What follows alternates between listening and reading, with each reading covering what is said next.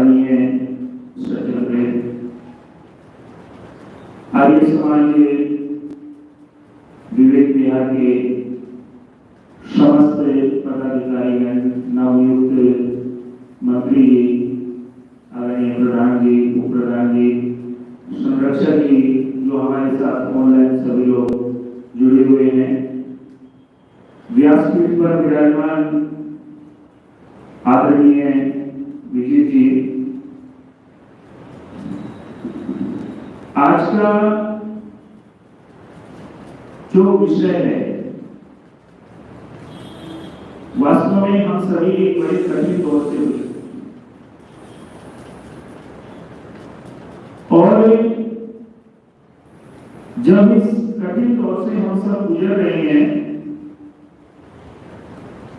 तो हमें समझ में नहीं आता कि हम क्या करें, किस मार्ग को अपनाएं, किस पथ पर चलें जिससे जीवन की ये जो कठिन परिस्थितियां हैं इनसे निकल जाए।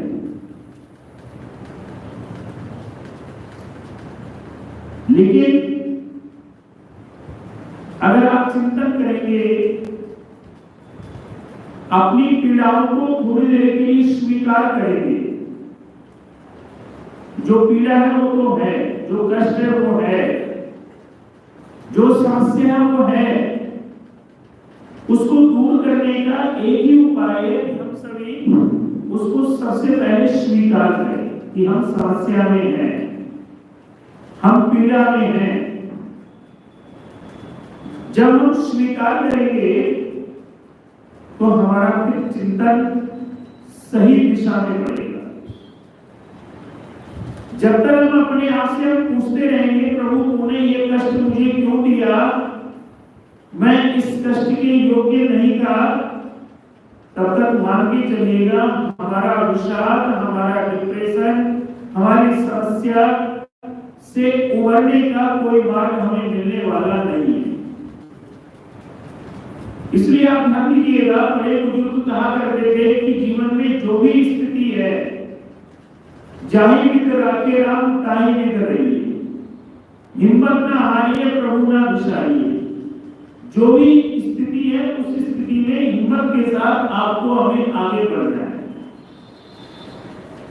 अब जो सबसे प्रमुख बात है, जो समझने वाली बात है, मैंने आज का जो विषय का नाम दिया है कि प्रार्थना की अद्भुत शक्तियां।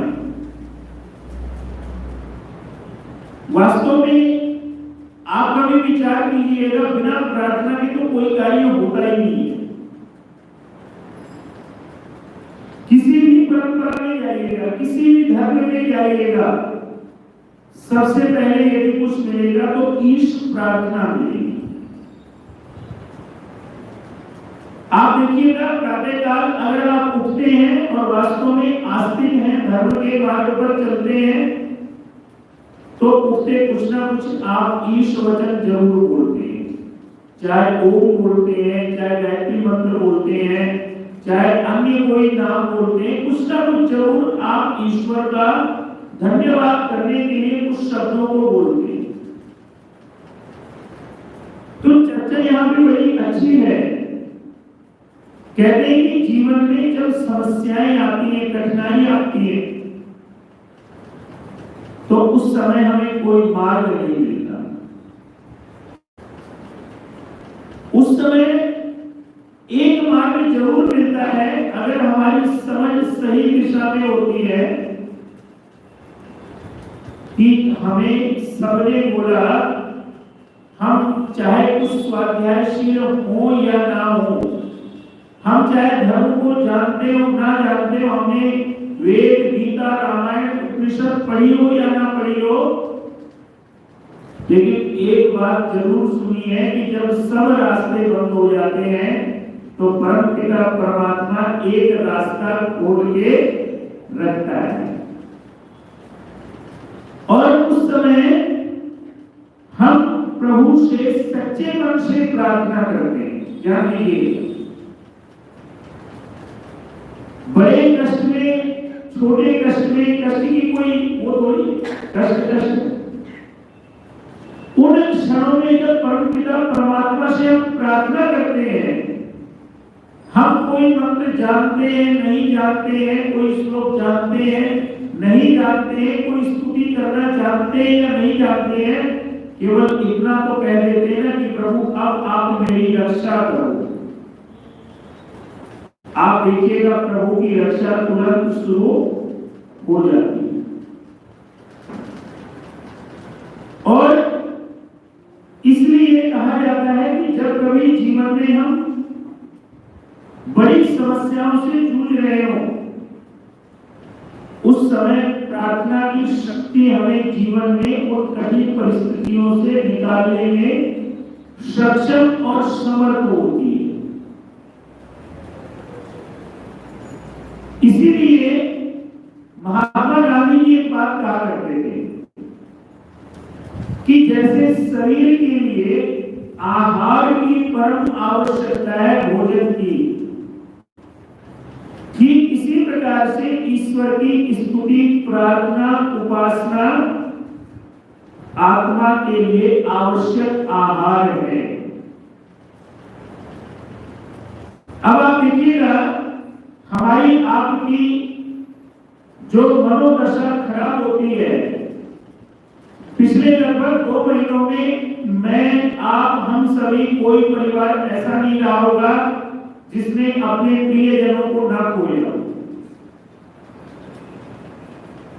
हम प्रार्थना करते हैं कि प्रभु रक्षा करो, इनमें भी किसी का फोन आ जाता है कि सब फलाने पूरे हो गए। एक के भी आंसू सूखे नहीं है, दूसरे के लिए फिर रोने की समय आ जाता है। जीवन में इस प्रकार की परिस्थितियों में वास्तव में अगर कोई आपकी मेरी रक्षा कर सकता है तो प्रार्थना रूपी सुंदर उत्तम विचार हैं जो आपको ताकत देते हैं कि नहीं, ये समय भी बीत जाएगा। और इसीलिए कहा जाता है कि प्रार्थना सबसे पहला काम क्या करती है? प्रार्थना सबसे पहला काम करती है मेरे आपके अहंकार को, अभिमान को नष्ट कर देती है।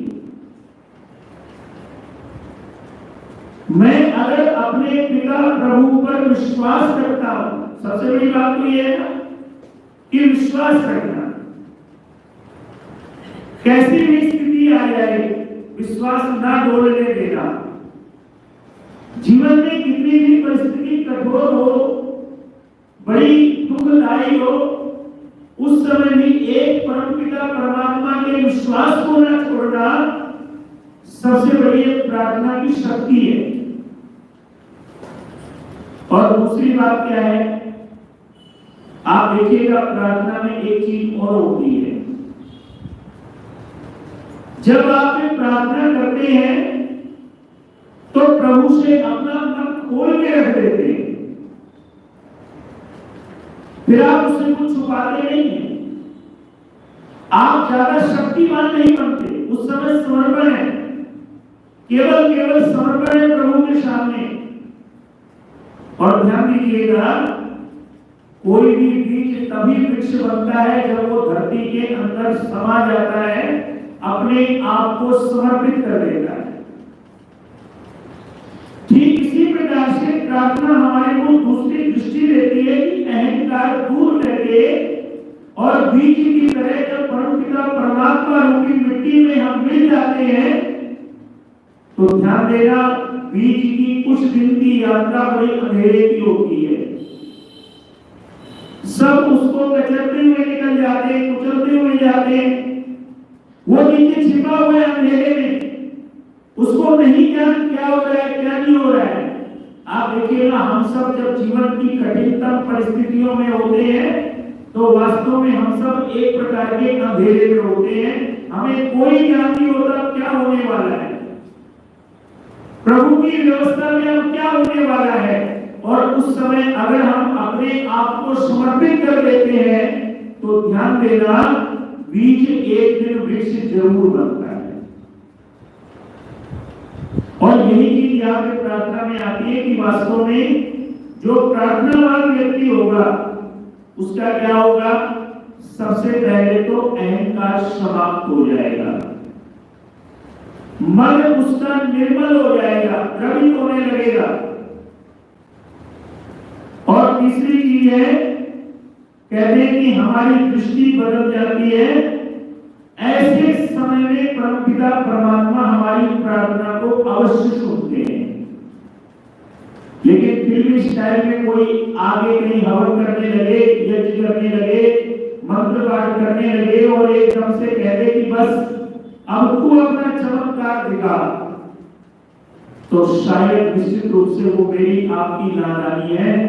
क्योंकि चमत्कार तो कमजोर लोग दिखाया करते हैं, जो सर्वशक्तिमान है, जो हमेशा आपकी हमारी रक्षा करता है, वो तो हर पल चमत्कार दिखाए। उस चमत्कार को महसूस तो करें। इससे बड़ा क्या चमत्कार हो सकता है कि मैं बोल रहा हूं, आप सुन रहे हैं, हम सब जिंदा हैं इस दौर में। जिस दौर में आप देखिए हर व्यक्ति के दुखी मन की कहानियां हैं, उस दौर में यदि आप और हम बैठ करके यज्ञ कर पा रहे हैं, आप और हम बैठ करके जीवन जीने के लिए कुछ सूत्र समझ रहे हैं, स्वाध्याय कर पा रहे हैं, तो ये ईश्वर की मेरे आपके ऊपर चमत्कार है। इससे बड़ा चमत्कार क्या होगा? अगली बात क्या आती है? कहते हैं कि वो परमपिता परमात्मा की जो प्रार्थना है वो सब उसको सुनते हैं। कैसे? एक छोटा सा, आपको ज्यादा गंभीर ना हो जाए तो एक मैंने कभी आपको कहानी सुनाई होगी, बहुत लंबी नहीं कर रहा हूं, कि एक बार एक बुजुर्ग महिला शहर से कुछ सामान लेके आ रही थी। सामान लेके आ रही थी, एक सवार गुजरा, उसको उसने कहा भैया मेरे को भी वहां तक ले चलो। चलो आप घोड़े में एक ही बैठ सकते हो, मेरा सामान तो ले जाओ, अगले गांव में छोड़ देना। उसने कहा नहीं, मैं ये सब काम नहीं करता। अब वो थोड़ी दूर आगे गया तो कहता है यार ये बुजुर्ग महिला है, सामान भी गठरी में है, अगर मैं ले लूं और लेके चला जाऊं किसे क्या पता चलेगा? तो वापस आता है वो, कहता मां ला सामान दे दे। कहता अब नहीं होगी। मां ने बोला, कहती अब क्यों नहीं देगी? तो मां कहती सुन, जिसने तेरे कान में बोला ना कि तू उसका सामान ले ले, उसी ने मेरे कान में आके बोल दिया कि अगर ये आएगा तो इसका सामान कर देना। कहने का भाव क्या है? विचार कीजिएगा। जीवन में कष्ट तो है, आएंगे, जैसे सुख आएगा दुख भी आएंगे, सब चीजें आवश्यक भावी है। लेकिन वास्तव में प्रार्थना क्या करती है? प्रार्थना आपको एक रक्षा कवच प्रदान कर देती है। और कैसे? एक निवेदन करूंगा, जो लोग यहाँ उपस्थित हैं या जो नहीं उपस्थित हैं उनसे निवेदन करूंगा कि स्वामी दयानंद जी के हम सब भक्त हैं, लेकिन स्वामी दयानंद जी को पढ़ा भी करिए भाई। मैं जब ये विषय मैंने सोचा कि मैं कुछ आज आपके साथ ऐसी बात करूं जिससे मेरा मन भी उत्साहित हो, आपका मन भी उत्साहित हो, हृदय से सारे निर्बलताएं ढह जाएं, जो कमजोरियां हैं वो दूर हो जाएं, तो सबसे बड़ी मेरे को ताकत मिली स्वामी दयानंद जी के सत्यार्थ प्रकाश के सप्तम संलास से। स्वामी दयानंद जी क्या कहते हैं कि भाई किसी ने पूछा कि ईश्वर की उपासना क्यों करनी चाहिए?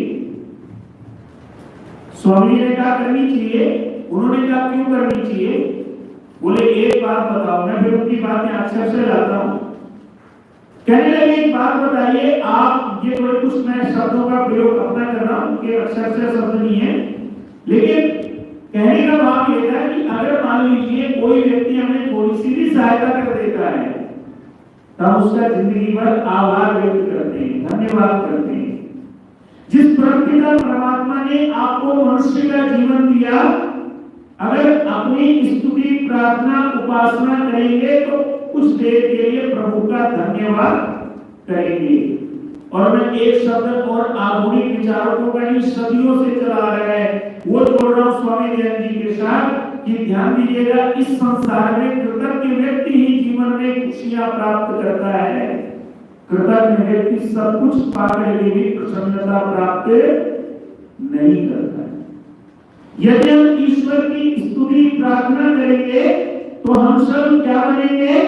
हम सब कृतज्ञ बनेंगे, कृतज्ञ नहीं कहलाएंगे। और क्या कहते हैं स्वामी दयानंद जी सत्या प्रकाश में? अब जरा सुनिएगा, इस समय जरूरत लगती है आपको। हम सब कष्टों में क्या कहते हैं स्वामी दयानंद जी? स्तुति से ईश्वर में क्या होता है? प्रीति होती है। कई बार लगता है ना कि ईश्वर में प्रीति तो है, प्रेम तो है, लेकिन हमें क्या मिल रहा है? क्योंकि हम तो बड़े स्वार्थी हैं।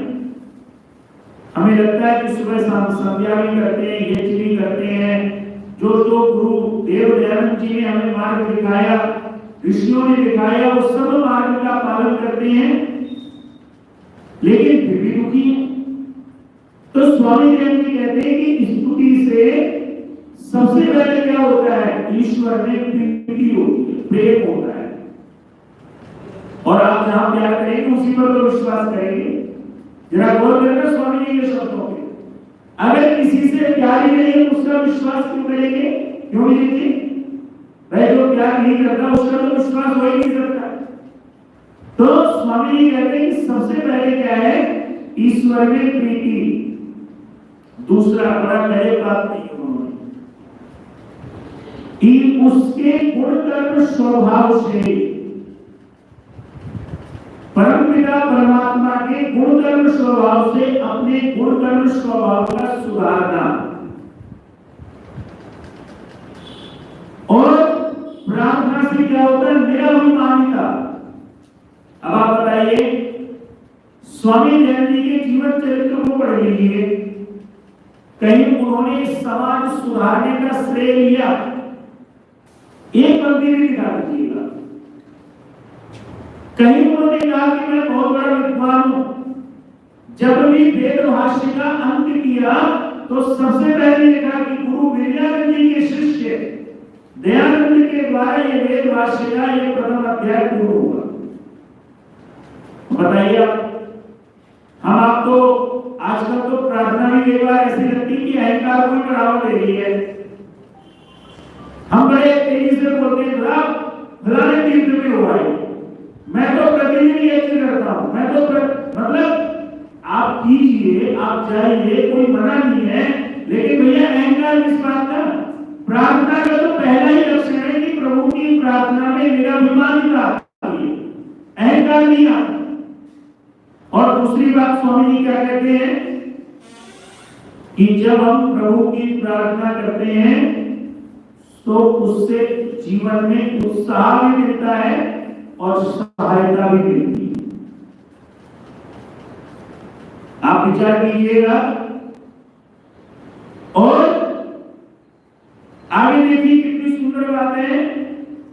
कहते देखो, स्वामी दयानंद जी की बात में बोल रहा हूं, देखो सृष्टि के बीच में जितने प्राणी हैं या अप्राणी हैं, वे सब अपने कर्म और यत्न करते ही रहते हैं। जैसे स्वामी की दृष्टि आप नमन करने लगेंगे, प्रणाम करने लगेंगे, अगर आप वास्तव में चिंतन करेंगे उनके शब्दों का, वो कहते हैं जैसे चींटी है, सबसे सूक्ष्म जीव है जो हमें दिखता है, लेकिन स्वामी जी कहते हैं वो भी पुरुषार्थ करता है। इसी प्रकार से कहते हैं कि पृथ्वी आदि जो ग्रह हैं ये भी घूमते रहते हैं। पृथ्वी भी आप जानते हैं अपनी कक्षा में घूमती रहती है, और वृक्ष आदि भी बढ़ते और घटते रहते हैं। कहते हैं इसी प्रकार से यह दृष्टांत मनुष्यों को ग्रहण करने योग्य है क्या, कि जैसे पुरुषार्थ करते हुए पुरुष का सहायक दूसरा भी करता है। अगर हम परिश्रम करते हैं, आप बताइए, मान लीजिए इस कोरोना काल में आपने अब जैसे कह रहे हैं कि आगे भी आएगा ये। अब मान लीजिए हम किसी से मिल नहीं सकते, हम किसी से जुड़ नहीं सकते, उसका सहयोग नहीं कर सकते, लेकिन एक काम तो कर सकते हैं। कोई हमारा साथी बीमार है, इस बीमारी में क्या है, सबसे पहले आता अकेलापन। आदमी क्या कहता है, अब ना कोई मेरे से मिल सकता है, ना मैं किसी से मिल सकता हूं। तो सबसे पहली परेशानी क्या आती है दीपक जी, अकेलापन। तो एक काम कर दिया करो भाई, जब किसी की खबर मिले कि कोई बीमार है, वो हॉस्पिटल चला गया या घर है, तो नियम बना के सुबह शाम वीडियो कॉल क्या कर नहीं सकते। अगर हम जा सकते हैं, हमारी स्थिति है, तो हॉस्पिटल के बाहर कहीं खड़े हो जाएं, अपनी गाड़ी में खड़े हो जाएं और वहां से बोल करके भाई मैं तेरे साथ हूं, तू डर मत, तू चिंता हो गए वापस आएगा, तेरे को कुछ नहीं होने वाला। आप बताइए, ये भी तो हमारी प्रार्थना है। अगर हम किसी को ऐसा सहायता करते हैं तो ध्यान देगा परमपिता परमात्मा भी आपकी सहायता अवश्य करेगा। जीवन तो प्रभु के हाथ में, मरण भी प्रभु के हाथ में, इसमें कोई किसी का हस्तक्षेप नहीं है। लेकिन हमारा आपके हाथ में हमारा कर्म तो है। हमारा कोई साथी बीमार हुआ, कहीं हॉस्पिटल चला गया या घर में बंद हो गया, 80% लोग तो क्या सोच लेते, ये गया, अब नहीं बचने वाला। भैया ऐसा क्यों सोचते हो, इतना नेगेटिव क्यों देखते हो किसी को? प्रभु की सत्ता पर विश्वास तो रखे, क्योंकि ध्यान दीजिएगा परमपिता परमात्मा तो किसी का बुरा नहीं चाहता। आप बताइए, कोई पिता किसी को चाहेगा उसके आगे कोई खत्म हो, लेकिन उसकी जो व्यवस्था है, उस व्यवस्था में जो उसने हमें कर्म दिया वो कर्म हमें करना ही पड़ेगा। स्वामी जैन जी यहाँ बहुत सुंदर बात कहते हैं कि ध्यान दीजिएगा, परमेश्वर भी उसको रास्ता दिखलाते हैं। मेरा बड़ी गजब की पंक्ति है, परमेश्वर भी उसी को रास्ता दिखलाते हैं जो रास्ता देखना चाहता है। जो देखना ही नहीं चाहता, जो अपनी आंखें खोलना ही नहीं चाहता, जो केवल ये सोचता है कि गुण बोलूंगा तो मुंह मीठा हो जाएगा, वो गुण प्राप्त करना ही नहीं चाहता, तो स्वामी विवेकानंद जी कहते ऐसी प्रार्थना परमपिता परमात्मा कभी स्वीकार नहीं करते हैं। वास्तव में वो प्रार्थना स्वीकार करते हैं जहां पर कि हम सभी मिल करके अपना पुरुषार्थ करते हैं और उस पुरुषार्थ को करने के बाद, उस पुरुषार्थ को करने के बाद अपना नहीं मानते, कहते ये भी प्रभु तेरी कृपा है, इदं धर्मम, यह मेरा नहीं है। और जब जब हम प्रार्थना को अपना मानेंगे, जब जब हम पुरुषार्थ को अपना मानेंगे, समर्पण नहीं करेंगे, ना तो श्रद्धा जगेगी, ना विश्वास जगेगा, ना हमारा जीवन आगे बढ़ेगा। अहंकार से चूर होकर के घूमेंगे। और ध्यान देना, किसी ने बहुत सुंदर बात कही है, क्या कहा है, अकड़ तो गुर्दे में होती है। आप देखिएगा जब हमारे जीवन में शरीर में प्राण नहीं रहते तो हमारा शरीर अकड़ जाता है, और विनम्रता तो जीते हुए मनुष्यों में होती है। हम सब जीवंत बने प्रार्थना से, अपने अहंकार को, अपनी अकड़ को, अपने कार्यों को, अपनी पदवियों को, अपने ज्ञान को, अपने विज्ञान को परमपिता परमात्मा को समर्पित करें। कैसे करें? आप एक वाक्य मंत्र बोला करते हैं, ओम ईशावास्यं सर्वं यत्किंचित् जगत्यां जगत्। अगली लाइन बोलिएगा, तेन त्यक्तेन भुक्तिना, त्याग पूर्वक। अभी तो क्या कहेगी, अब आप विचार कीजिएगा, प्रार्थना हम करें, कार्य करें, कोई भी कार्य करें, लेकिन त्याग पूर्वक करें। अब मैं ये सोच लूं कि भाई जो मैं बोल रहा हूं ये मेरा ही है, स्वामी ज्ञान जी सोच लेते हैं जो मैं लिख रहा हूं ये मेरा ही है, तो आप बताइए क्या जीवन आगे चलता? इसलिए उन्होंने हमें मूल मंत्र दिया प्रार्थना का कि भैया संध्या करो, ब्रह्म यज्ञ करो, देव यज्ञ करो, बलवेश्वर देव यज्ञ करो, पितृ यज्ञ करो, अग्नि यज्ञ करो, लेकिन अंत में क्या बोल दो? इदं नवम, यह मेरा नहीं। आप बताइए हम अपने पिता का कभी ऋण चुका सकते हैं? हम परम पिता परमात्मा का ऋण कभी चुका सकते हैं? हम कभी अपने माता का ऋण चुका सकते हैं? हमारे ऊपर किसी ने साथ दिया, हम उसका ऋण चुका सकते हैं? कभी नहीं चुका सकते। सिर्फ कृतज्ञ भाव लेकर के अपने कार्य को विनम्रता के साथ जब प्रार्थना पूर्ण, और ध्यान दीजिएगा प्रार्थना करने से जीवन नहीं बदलता, प्रार्थना के जैसा जीवन होने से फिर जीवन में बदलाव आता है। और ये वास्तव में जितने कष्ट है, क्योंकि प्रार्थना में तो इतनी गजब की शक्ति है, व्यक्ति किसी भी परिस्थितियों से जूझ रहा हो, एक ना एक दिन उन परिस्थितियों से जरूर निकलेगा। इसलिए यहां कहते हैं कि वास्तव में स्वामी विवेकानंद जी ने कहा कि हम पुरुषार्थ करें।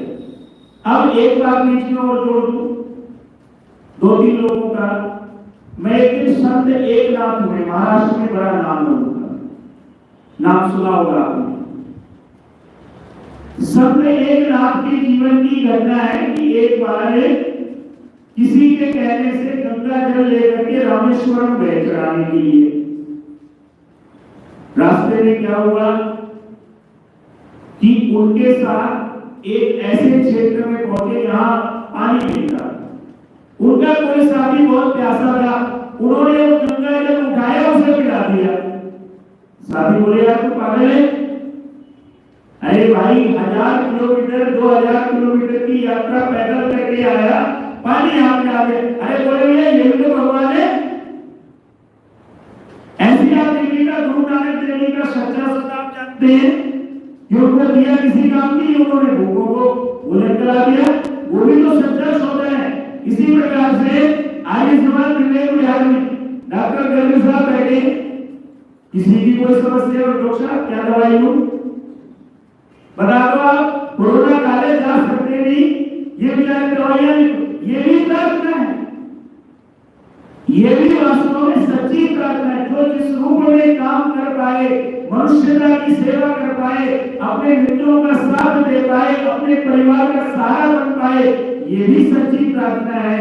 प्रार्थना करने का केवल इतना भाव नहीं है कि बस बैठ गए हम मंत्र पाठ कर रहे, हमें नहीं मतलब दुनिया में कोई मरे क्या कुछ चाहिए।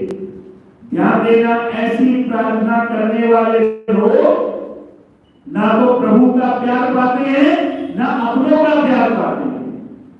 इसलिए बहुत सुंदर यहाँ चर्चा है। क्या स्वामी विवेकानंद जी कहते हैं कि इस प्रार्थना से फल क्या मिलता है? ये उत्तर जो किसी ने पूछा था, स्वामी विवेकानंद जी सप्तम समोल्लास में लिखते हैं। मैं इसलिए आपको कह रहा हूं कि आप प्रयास कीजिएगा, आज घर जाके सप्तम समोल्लास पढ़ेंगे तो आपको अच्छा लगेगा। स्वामी जी कहते हैं कि इस प्रार्थना का फल क्या है? जैसे शीत से परेशान यानी ठंडी से परेशान कोई व्यक्ति अग्नि के पास चला जाए तो उसका क्या होगा?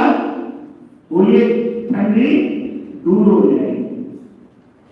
ठीक वैसे ही परमेश्वर के समीप जाने से, ध्यान दीजिएगा, वैसे ही परमेश्वर के समीप जाने से सब दोष दुख दूर हो जाते हैं। और क्या होता है? एक लाइन को आप जरूर याद रखना। वो कहते हैं ये तो स्तुति प्रार्थना का फल है, लेकिन इससे बड़ा फल क्या है कि आत्मा का बल इतना बढ़ेगा। ये शब्द ध्यान दीजिए, आत्मा का बल इतना बढ़ेगा कि पर्वत के समान दुख प्राप्त होने पर भी ना घबराएगा और सबको सहन कर सकेगा। क्या ये छोटी बात है? बताइए आप। कष्ट तो आप विचार कीजिए, राम जी को भी आए, क्यों आज भगवान मानते हैं लोग? विचार कीजिए आप। कृष्ण जी को भी आए, क्यों उनको भगवान मानते हैं? राजा हरिश्चंद्र जी को भी आए, स्वामी विवेकानंद जी को आए, क्यों उनको आखिरी ऋषि कहते हैं? अगर आप विचार करेंगे तो इन लोगों ने कष्टों को सहन किया, लेकिन ईश्वर के प्रति अपनी आस्था को कम नहीं होने दिया। कौन सा कष्ट था नहीं था? आप बताइए। इस समय कोरोना काल है, आधे लोगों की नौकरियां चली गई, लोगों के वेतन कट गए, व्यापार खत्म हो गए, खाने को नहीं है, बड़ी बड़ी अच्छी जिंदगियां जी रहे थे, आज परिस्थिति खराब है। लेकिन आप, मैं कहता हूं, ये उपदेश का विषय नहीं, हम सब एक ही पद के प्रतीक है। गौर कीजिएगा, राम जी का तो पूरा कैरियर ही खत्म कर दिया था, कहते हैं। विचार कीजिए, क्या कहा था उन्होंने? अयोध्या में भी रहना है, कहाँ रहना है? जंगल में रहना है। चिंता कीजिएगा, जहां पर चारों सर्प, बिच्छू, हिंसक जानवर, खाना तो छोड़ दीजिए, जो मिल जाए वही खाना मिलेगा। और हम पूजने वाले श्री राम के हैं, फिर भी घबराए? नहीं घबराएंगे, क्योंकि हमारे आदर्श मर्यादा पुरुषोत्तम श्री रामचंद्र हैं, जो प्रार्थना की शक्ति से प्राप्त होगा। आप विचार कीजिए, योगेश्वर कृष्ण को मथुरा छोड़नी पड़ी, कहां जाना पड़ा? द्वारका जाना पड़ा, लेकिन फिर भी वो व्याकुल नहीं हुए। मैं केवल आपको ये कह रहा हूं कि स्वामी विवेकानंद जी ने जो बात कही कि प्रार्थना का आत्मिक बल इतना बढ़ता है कि जीवन में कैसी भी परिस्थिति आ जाए, हम उन सब परिस्थितियों को समझ करके अपने जीवन को टूटने नहीं देंगे, अपने जीवन को खंडित नहीं होने देंगे। ये प्रार्थना का सबसे बड़ा फल है। और इसीलिए एक बात और कहना चाहूंगा कि इन दिनों में आप सब कम से कम नियम तो बनाइए, 10 मिनट, 20 मिनट, 15 मिनट, आधा घंटा ब्रह्म यज्ञ कर लीजिए। संध्या केवल मंत्र पाठ मत कीजिए, विचार तो कीजिए, चिंतन तो कीजिए कि ये मंत्र मुझे कैसे प्रभावित कर रहा है। अभी तो क्या, हमने 5 मिनट लगाए, संध्या हो गई, जो खाना दे हो गई मेरी संध्या, उस संध्या से क्या फायदा? स्वामी विवेकानंद जी कहते हैं कि कोई व्यक्ति 24 घंटे मंत्र पढ़ता रहे, लेकिन उसके जीवन में, उसके आचरण में उन मंत्रों का प्रभाव ना हो, तो उन मंत्रों का कोई मतलब रहता, बोलिए, नहीं। इसलिए मैं केवल आज अपने के लिए प्रवचन कर रहा हूं, आपके लिए तो है कि भाई ये समय बीतेगा, एक फिर नया सूरज खिलेगा, फिर नया सवेरा आएगा, और हम सब इस कष्ट से जरूर निकलेंगे। हम अगर प्रभु के प्रति आस्था रखेंगे, विश्वास रखेंगे, अपनी प्रार्थना करते रहेंगे। और ध्यान दीजिएगा, प्रार्थना करने के लिए कोई मंत्र याद करने की जरूरत नहीं। अच्छा, आप बताइए, बालक ध्रुव का नाम सुना है आपने? प्राचीन काल में छोटा सा बालक था, 6 साल का बालक था, वो नारायण आश्रम चला गया, जो आज बद्रीनाथ है। प्राचीन काल में इसका नाम था नारायण आश्रम। वो नारायण आश्रम में जाके 5-6 वर्ष का बालक तपस्या करता है। आप बताइए, क्या उसको कुछ ज्ञान होगा? क्या वो चारों वेद याद होंगे? क्या उसको संध्या याद होगी? लेकिन उसकी जो भी उसके पास समझ होगी, उसने भक्ति करी, परमपिता परमात्मा की कृपा को पाया और अपने माता पिता के प्यार को भी पाया। कहने का भाव क्या है? प्रार्थना में निराभिमानिता के साथ विनम्रता सिखाती है।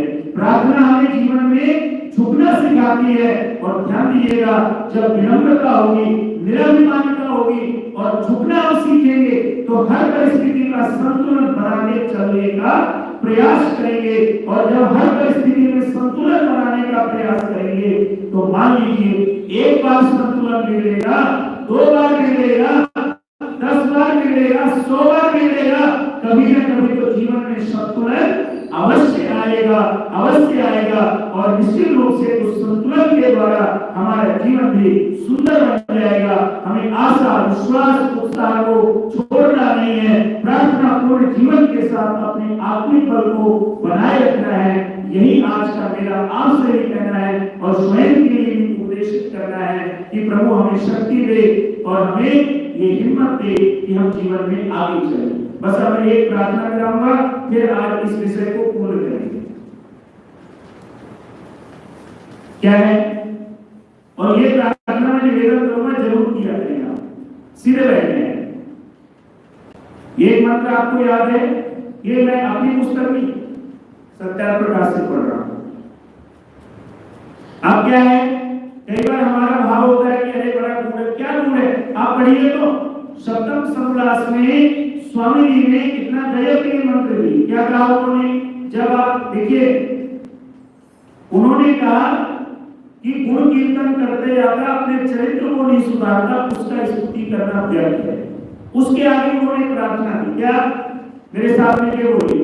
ओम याम वेदां देव गणा पितरस्य उपासते तया मध्य में धयाग्नि मेघाविनं कुरु स्वाहा।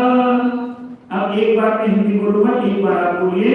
जो लोग ऑनलाइन जुड़े वो भी, जो यहाँ बोलिए।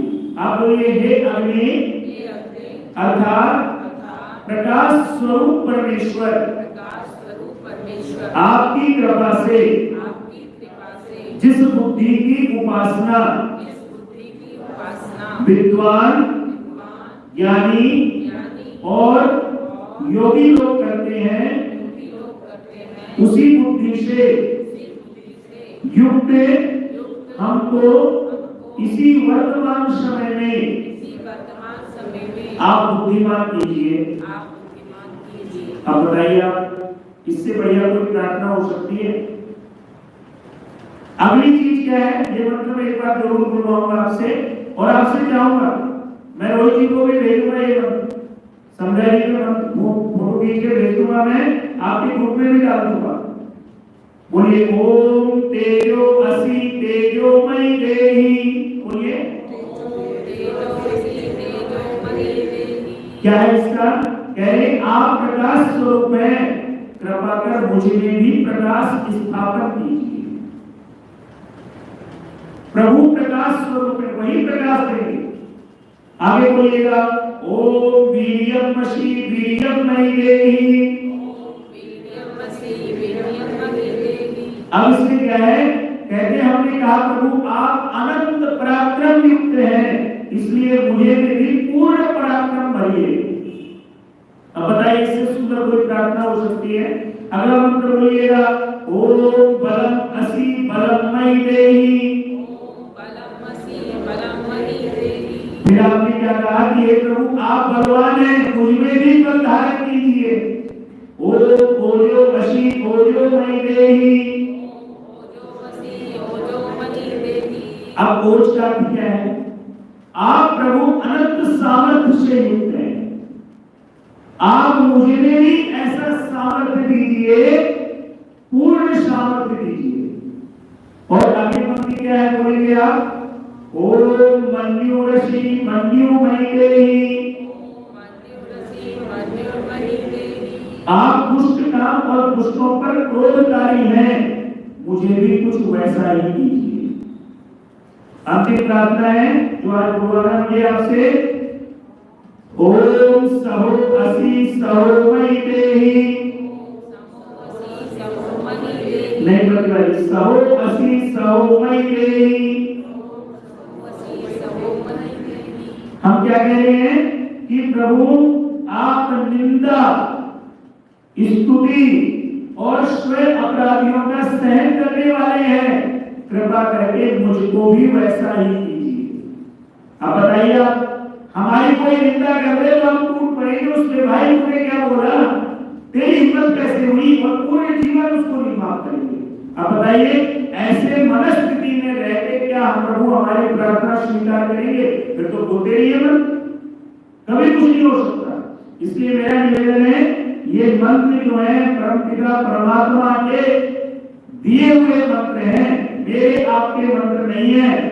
ऋषिवर दयानंद जी ने इनको लिखा है सप्तम समलास में, और मैं प्रयास करूंगा मैं जी इन मंत्रों को हम डाल देंगे। आपसे निवेदन है कि प्रतिदिन इन मंत्रों का पाठ किया करिए अर्घ के साथ। ऐसे नहीं करना है कि बोलिए आपने, अर्घ भी चिंतन करना है। आज मैंने प्रभु से प्रार्थना करी है कि ओज लेगा तो मैं सामर्थ्यशाली हूं, मैं ऐसे विकर्ण पुत्र हूं जो पूर्ण सामर्थ्यवान है। भला मुझे क्या है, जब आप इस रूप में प्रेयर करेंगे तो आप कनेक्ट कर पाएंगे ईश्वर से। और जब केवल लगेगा हमें मंत्र बोलने हैं, चाहे मन कहीं भी जा रहा है, फिर कनेक्ट ईश्वर से नहीं कर पाएंगे। और ध्यान देना, ये समय केवल और केवल कम्युनिकेशन का है। जो प्रभु से संपर्क स्थापित करके रखेगा वो जीवन में बड़ी से बड़ी संकट से भी पार जाएगा। और जो जीवन में सामर्थ्यवान है और प्रभु से संपर्क नहीं है, निश्चित रूप से फिर उसका भगवान ही मालिक है। मैं इन्हीं शब्दों के साथ आप सभी का धन्यवाद करता हूँ। ओम शांति शांति शांति।